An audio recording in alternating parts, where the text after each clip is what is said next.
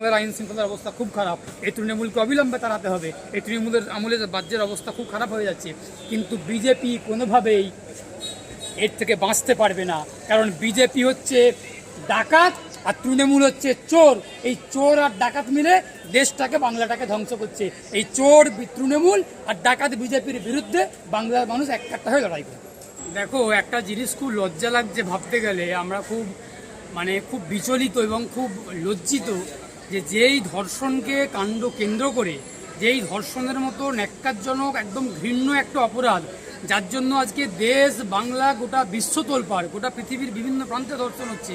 আমার বাংলা তার সবথেকে একটা নিকৃষ্টতম উদাহরণ, যে বাংলার আরজিকর থেকে শুরু করে একের পর এক ধর্ষণের ঘটনা সামনে এসেছে, যার জন্য বাংলা আজকে তোলপাড়, বাংলা তাকে আলোড়ন তৈরি হয়েছে। সেই জায়গাতে দাঁড়িয়ে একজন সাধু, একজন জাতীয় পুরস্কারপ্রাপ্ত সাধু, যার সপক্ষে বিজেপির কিছু নগ্ন নেতারা, বিজেপির কিছু গুন্ডা প্রকৃতির নেতারা যার সমর্থনে খুব গলা উঁচিয়ে কথা বলছেন, সেই ধর্ষণের মতো অপরাধের সঙ্গে যুক্ত, এবং তাকে প্রস্তাব দেওয়া হয়েছে চাকরি দেওয়ার করে, বা কাজ দেওয়ার প্রস্তাব দেওয়া হয়েছে, বা একটা প্রপোজাল দিয়ে তাকে একাধিকবার একজন মহিলাকে ধর্ষণ করেছেন। পরবর্তীকালে সে অন্তঃসত্ত্বা হয়ে পড়েন মহিলাটা, তার আবার গর্ভপাত করানো হয়েছে। এইরকম একটা নন বেলেবল সেকশনে একটা এফআইআর এবং কগনিজেবল অফেন্স, যেখানে নন বেলেবল সেকশনে এফআইআর এবং কগনিজেবল অফেন্স পুলিশ এফআইআর করলো, এবং এফআইআর করার পর আমরা যারা আইনজীবীরা, আমরা যারা আইন নিয়ে, ক্রিমিনাল আইন নিয়ে যারা আমরা ওকালতি করছি, আমরা খুব ভাবিত, আমরা খুব বিচলিত, বিভ্রান্ত হচ্ছি, যে আমরা খুব ভাবছি যে কি হচ্ছে, আইনটা কোথায় আছে। ধর্ষণের মতো অভিযোগে অভিযুক্ত একজন সাধু, সে কোনো সাধারণ ব্যক্তি হতে পারে, আমি সাধারণ, তুমি সাধারণ, বা আমরা আমজনতা যে কেউ হতে পারি না কেন, এবং সে যে কেউ ব্যক্তি হতে পারেন। সেইখানেতে দাঁড়িয়ে যার নামে ধর্ষণের মতো গুরুতর অভিযোগ, একটা কগনিজেবল অফেন্স এবং নন বেলেবল অফেন্স এফআইআর করা হয়েছে সেকশনেতে, তার মতো ব্যক্তিকে পুলিশ ডেকে পাঠাচ্ছে হাজিরার জন্য। আবার কি হয়েছে না, তিনি যখন অ্যাকিউজ পারসন অর্থাৎ কার্তিক মহারাজ যখন আগাম জামিনের জন্য হাইকোর্টে মামলা করেছেন, সেই মামলাতে রাজ্য সরকারের উকিল অর্থাৎ স্টেট গভর্নমেন্টের অ্যাডভোকেট যিনি আছেন, তিনি বলছেন যে আমাদের পুলিশ বা আমরা সরকার কোনোরকমভাবে পরবর্তী শুনানি পর্যন্ত কার্তিক মহারাজের বিরুদ্ধে কোনোরকম কড়া পদক্ষেপ নেব না। বিচারপতি জয় সেনগুপ্তের ঘরে আগাম জামিনের শুনানি চলছিল গত একদিন আগে। সেই মামলাতে কার্তিক মহারাজের অ্যাডভোকেটরাও ছিলেন, অ্যাকিউজের অ্যাডভোকেটরাও ছিলেন, এবং স্টেট গভর্নমেন্টের অ্যাডভোকেটরাও ছিলেন। আমরা জানি আইন আছে, আইন আমরা যারা পড়েছি, যারা আমরা ওকালতি করি, আমরা জানি যিনি অভিযোগকারী বা অভিযোগকারিনী, তার হয়ে তার সপক্ষে সরকারি আইনজীবীরা কোর্টে লড়াই করেন, কোর্টে মুভ করেন।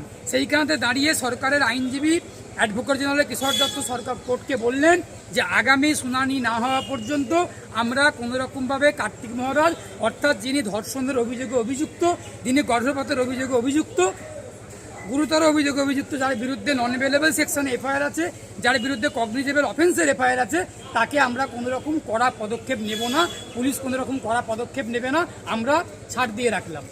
এটা ভাবতে গেলে খারাপ লাগছে আমাদের আইনজীবীদেরকে। আমরা চিন্তা করছি পরশুদিন থেকে যে কোন আইনে পশ্চিমবঙ্গ চলছে, কোন আইনে বাংলা চলছে, কোন আইনকে ফলো করে পশ্চিমবঙ্গের সরকারের আইনজীবীরা হাইকোর্টে লড়াই করছে। যখন কোনো অভিযোগ হয়, মার্ডার কেস হোক, সেটা ধর্ষণের হোক, যে কোনো এফআইআর হোক না কেন, তখন নন বেলেবল সেকশনে এফআইআর হলে, কগনিজেবল অফেন্সের ধারাতে এফআইআর হলে, তখন কোনো রকম উইদাউট সামন, উইদাউট নোটিশ, উইদাউট ওয়ারেন্ট তাকে অ্যারেস্ট করতে পারে পুলিশ। আর সেটা না করে পুলিশ তাকে বহাল তবিয়তে নোটিশ পাঠিয়ে ডেকে পাঠানো হচ্ছে। আর কার্তিক মহারাজ বিজেপির গোপন ডেরায় আত্মপ্রকাশ করছেন, আর এখানে এসে আগাম জামিনের জন্য মামলা করছেন। মামলা করতেই পারেন, মামলা যে কেউ মানুষ করতে পারেন, তার আত্মপক্ষ সমর্থনে অবশ্যই অধিকার রয়েছে, মৌলিক অধিকার রয়েছে, করতে পারেন। কিন্তু আমার প্রশ্ন আইনজীবী হিসাবে, পশ্চিমবঙ্গের পুলিশ ধর্ষকদের হয়ে, পশ্চিমবঙ্গের পুলিশ যারা ধর্ষণ করছেন, সেটা কার্তিক মহারাজ হতে পারেন, সেটা আপনার সাউথ কলকাতা ল কলেজের মনোজিৎ মিশ্র হতে পারেন, সেটা আরজিকরের সঞ্জয় রায় থেকে শুরু করে আরও একাধিক ব্যক্তিরা হতে পারেন। যারা যারা ধর্ষণ করেছেন, যারা যারা ধর্ষণ করছেন, ধর্ষকদের পক্ষে পশ্চিমবঙ্গের পুলিশ, ধর্ষকদের পক্ষে পশ্চিমবঙ্গ সরকারের অ্যাডভোকেটরা কোর্টেতে লড়াই করছে। এটা সত্যিই খুব ন্যাক্কারজনক, এটা খুব লজ্জাজনক এবং বিরল থেকে বিরলতম ঘটনা যে ধর্ষকদেরকে বাঁচিয়ে দেওয়ার জন্য সপক্ষে এই কাণ্ডগুলো করা হচ্ছে। কার্তিক মহারাজ সাধু সেজে, সাধু ভেসে মহিলাকে ধর্ষণ করছেন, সাধু সন্তদের অপমান করা হচ্ছে, আমরা সাধু সন্তদেরকে সম্মান করি, শ্রদ্ধা করি। সাধুরা সন্তরা যারা ধর্মগুরু হন তাদেরকে আমরা শ্রদ্ধা সম্মান করি। ব্যক্তিগতভাবে আমি অ্যাডভোকেট শেখ বাবুলাল, আমি সম্মান শ্রদ্ধা করি এবং করব। কিন্তু কার্তিক মহারাজ সাধু নন, উনি হলেন একজন ধর্ষক, সেই ধর্ষককে বাঁচাচ্ছে কারা? এই ধর্ষকদের দল বিজেপি, এই গরুখেকো শুভেন্দু অধিকারী, একদিকে নেড়া বাগচি, এরা সব বাঁচানোর জন্য উঠে পড়ে লেগেছে। কার্তিক মহারাজ একজন ধর্ষককে বাঁচানোর জন্য একটা নেড়া বাগচি আছে হাইকোর্টেতে, সেই নেড়া বাগচি, ওইদিকে গরুখেকো শুভেন্দু অধিকারী, এই একাধিক ব্যক্তিরা সেই ধর্ষককে বাঁচানোর জন্য উঠে পড়ে লেগেছে। ওরাই আবার এখানে ধর্ষকের বিরুদ্ধে রাস্তায় আন্দোলন করছে। আসলে বিজেপির দুটো মুখ, পেছন দিকে একটা মুখ, সামনের দিকে একটা মুখ। আমরা অন্যান্য রাজ্যেও দেখেছি যারা ধর্ষণ করে যারা জেলে যায়, জেল থেকে বেরোনোর পরেই বিজেপির নেতৃত্বরা, বিজেপির নেতামন্ত্রীরা তাদেরকে ফুলের মালা দিয়ে বরণ করে নেয়। আজকে বাংলায় আমরা দেখছি কার্তিক মহারাজের মধ্যে একজন ব্যক্তি সাধুর ভেষে গেরুয়া পোশাক পরে মহিলাকে ধর্ষণ করছে, প্রেগনেন্ট করে দিচ্ছেন, আবার গর্ভপাত করাচ্ছেন। আর তাদেরকে বাঁচানোর জন্য নেড়াবাগচিরা, গরুখেকো শুভেন্দুরা উঠে পড়ে আন্দোলন করছেন, বাঁচানোর চেষ্টা করছেন। বাংলার মানুষ বিচার করবেন। কিন্তু দাদা দেখা যাচ্ছে যে এই যে কতদিন ধরে আমরা দেখতে পাচ্ছি যে নারী সুরক্ষা যাত্রা বার করছে বিজেপি। ইদানিংকালে দেখা যাচ্ছে মণিপুর থেকে হাতরাস, উন্নাও এবং উত্তরপ্রদেশে বিগত বছরে যে যে ঘটনাগুলো ঘটেছে তার সাথে প্রত্যক্ষ এবং পরোক্ষভাবে বিজেপি নেতারাই জড়িত। তাহলে যে বিজেপি দলটা পুরোটাই এরকম ক্রিমিনালদের আস্বাদন করে রাখে, বাচ্চাদিত করে রাখে, তারা কন্যা সুরক্ষা যাত্রা অভিযান শুরু করেছে, কি বলবেন? ভারতবর্ষের বুকেতে যতগুলো রাজ্যে বিজেপি ক্ষমতায় আছে, প্রত্যেকটা রাজ্যের যদি আমরা রেকর্ড দেখি, ক্রিমিনাল রেকর্ড দেখি, তার মধ্যে অন্যতম যোগীর রাজ্য উত্তরপ্রদেশ, বিজেপি শাসিত রাজ্য। সেই রাজ্যে প্রতিদিন ধর্ষণ হচ্ছে, নারী নির্যাতন হচ্ছে, শিশুদেরকে নির্যাতন করা হচ্ছে, পক্সোর মতো একাধিক অপরাধ ঘটছে, বিভিন্ন রকম অপরাধগুলো ঘটছে। সেইখানেতে আইন শৃঙ্খলা একদম তলানিতে নেমে গেছে। সেই মুহূর্তে সেই জায়গাতে দাঁড়িয়ে বিজেপি হচ্ছে দুষ্কৃতীদের, ধর্ষকদের, কেলেঙ্কারি যারা রাজা গুন্ডাদের, এই যারা কেলেঙ্কারি করে তাদের প্রতারকদের, এদের হচ্ছে একটা ছায়া, মেঘের মতো ছায়া। অপরাধীদের মাথার ওপর আমাদের বাংলায় যেমন আমরা বলছি, আমরা দেখতে পাচ্ছি যাদের মাথায় দিদির হাত তারাই খাচ্ছে জেলের ভাত, এই কথাটা তেমন ঠিক একইভাবে যাদের মাথায় বিজেপির হাত তারাই খাচ্ছে জেলের ভাত। আবার তাদের মধ্যে কেউ কেউ জেল থেকে বেরিয়েও আসছেন, তারা আবার এসে বিজেপির এমএলএ, বিজেপির এমপি, বিজেপির টিকিটে নির্বাচনে লড়াই করছে, বিজেপির প্রত্যেকটা কর্মসূচিতে অংশগ্রহণ করছে। সুতরাং বিজেপি মানেই ধর্ষকদের দল, বিজেপি মানেই খুনিদের দল, বিজেপি মানেই দাঙ্গাবাজদের দল, বিজেপি মানেই কেলেঙ্কারির দল। ঠিক তৃণমূল যেমন আর বিজেপি তেমন। বিজেপি আর তৃণমূল এরা একে অপরের পরিপূরক। বিজেপি হচ্ছে ভারতবর্ষে যেমন একটা জাতীয় দল, ভারতবর্ষের মূল ক্ষমতায় আছে, তেমন সব দিকে অপরাধের দিক থেকে, দাঙ্গার দিক থেকে, কেলেঙ্কারির দিক থেকে, ধর্ষণের দিক থেকে, যত রকমের অপরাধ রয়েছে সমস্ত অপরাধের দিক থেকে বিজেপি হচ্ছে এক নম্বরে আছে, একদম এক নম্বরে, মোস্ট ওয়ান্টেড। একেবারে শেষ প্রশ্নে যাব। গতদিনে উড়িষ্যায় দেখা গেছে 17 দিনে 7টা ধর্ষণের মতো কাণ্ড এফআইআর করা হয়েছে। সেই নিয়ে শুভেন্দু অধিকারী থেকে সুকান্ত মজুমদার একেবারেই চুপ। তারা কার্তিক মহারাজ নিয়েও চুপ। তারা এই ধরনের ঘটনা সুকান্ত মজুমদার এবং শুভেন্দু অধিকারী এড়িয়ে যাচ্ছেন কেন? আসলে একটা কথা, তোমরা পূজিতা, তোমরা যারা সাংবাদিক, যারা সংবাদ জগতে কাজ করো, তোমরা সবটাই জানো। অনেকে কথা বলতে মানে চেপে রাখে, তথ্য চেপে রাখতে পছন্দ করেন। যাই হোক, সেটা আলাদা ব্যাপার। এখন এই যে তামান্না বলে একটা বাচ্চাকে মেরে দেওয়া হলো, এর দায় আমি কখনোই পুরোপুরি রাজ্য সরকারের ঘাড়ে দেব না। তার কারণ যখন বিধানসভা নির্বাচন হয়, বিধানসভা নির্বাচনটা কন্ডাক্ট করে জাতীয় নির্বাচন কমিশন। জাতীয় নির্বাচন কমিশন মুদির অঙ্গুলি হিলনে চলে। জাতীয় নির্বাচন কমিশন বিজেপির দলদাস, বা জাতীয় নির্বাচন কমিশনার বিজেপির দলদাস, মুদির দলদাস, বিজেপির কৃতদাস দলদাস।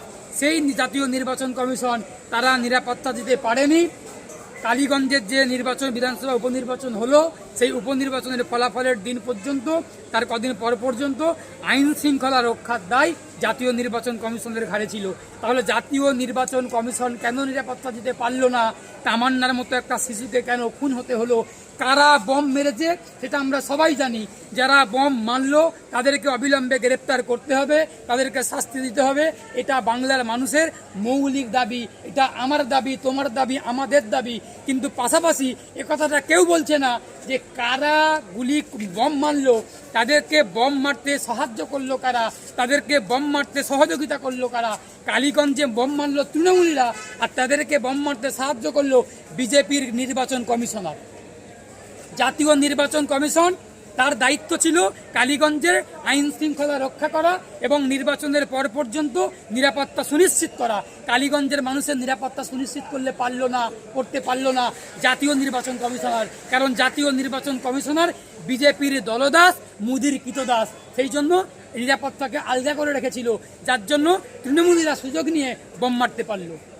সুতরাং জাতীয় নির্বাচন কমিশনারকেও দায়ী নিতে হবে, কেন্দ্রীয় সরকারকেও তামান্না খুনের দায়ী নিতে হবে, রাজ্যের সরকারকেও তামান্না খুনের দায়ী নিতে হবে। এটা আমি একজন আইনজীবী হিসাবে মনে করি, কারণ সেই মুহূর্তে আজকের দিনে দাঁড়িয়ে পশ্চিমবঙ্গের আইন শৃঙ্খলা রক্ষা করার দায় অবশ্যই পশ্চিমবঙ্গ সরকারের, তৃণমূল কংগ্রেসের।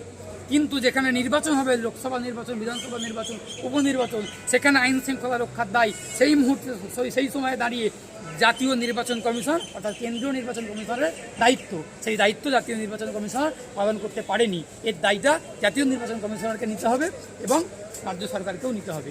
উড়িষ্যাও যেমন হয়েছে, যে তুমি বললে উড়িষ্যাতে হয়েছে, উড়িষ্যা শুধু নয়, উড়িষ্যা, মধ্যপ্রদেশ, রাজস্থান, ছত্তিশগড়, উত্তরাখণ্ড, উত্তরপ্রদেশ, মহারাষ্ট্র, প্রত্যেকটা রাজ্য, ত্রিপুরা, প্রত্যেকটা রাজ্য যেই দিক দিয়ে আমরা আঙুল বাড়াবো, ভারতবর্ষের যেদিকেই তাকাবো সেদিকেই যদি বিজেপি থেকে থাকে, যেখানে যেখানে বিজেপি আছে সেখানেই ধর্ষণ হচ্ছে, সেখানেই কেলেঙ্কারি হচ্ছে, সেখানেই রাহাজানি হচ্ছে।